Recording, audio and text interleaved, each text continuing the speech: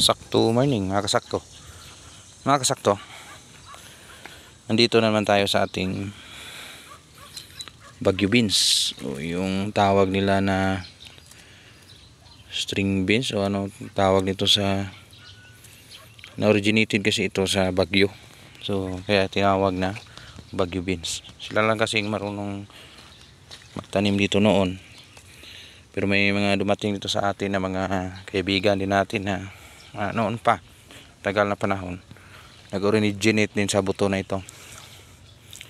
Pero wala itong, may F1 naman na bininta nito, pero kaso hindi tayo gumamit noon. Sariling buto yung gawa natin. So tawagin naman ito na Canlaon beans po, yung ating original na variety na Baguio beans. So direct seeding lang ito, yung iba hindi lumabas kasi July 8 ito na natin ay labas. So yan, may mga pahabol tayo, preparedness na lang yun natin yung balag, kasi in the next following days pwede na yan umakyat. So ito yung ating Baguio beans, kasakto.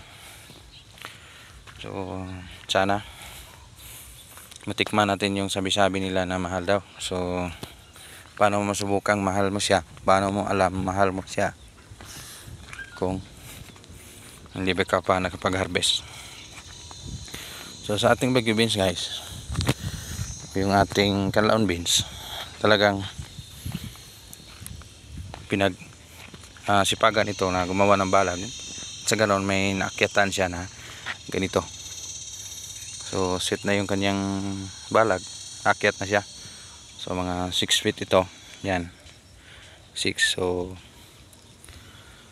dalagyan pa ito in next following days dito. So yan, hanggang doon i-connect pa yan hanggang doon sa pinakahuli. So yung ating beans is after Baguio, before Baguio, na i-direct seeding natin to. Pag Baguio, kasulukuyan siyang maliit pa lang, ganun pa. So mga after direct seeding niya, inalagaan siya ng ulan, tapos napakalupit yung panahon nun, time ni crising. So kasultis yung ating talong doon sa taas. So okay lang, at least may recovery pa rin yung ating tanim.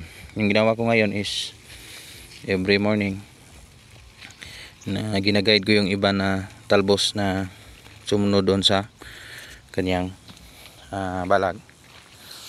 So yan.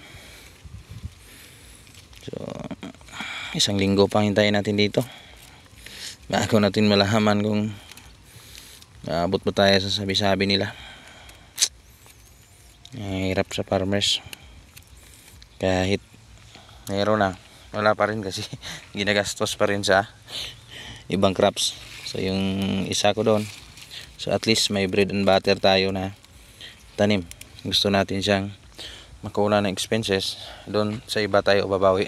So yun lang naman yung pinaka ni farming, especially financing. Napaka hirap na pag sa akin dinalala ko lahat yung finance, yung labor nito. Minsan ako din gumawa, kaso lang may tao ako, pero yung mga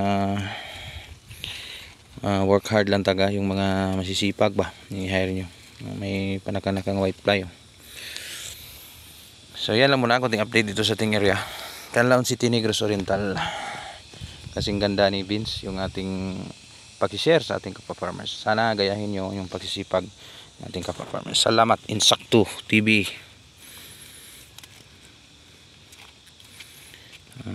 Ganyan lang. Yung isa kong kamay nakahawak kasi sa cellphone. Tapos ito, i-guide nyo yan, kasi kung saan putungo yung talbos, doon din ang bunga nabalik. Salamat, Insakto TV.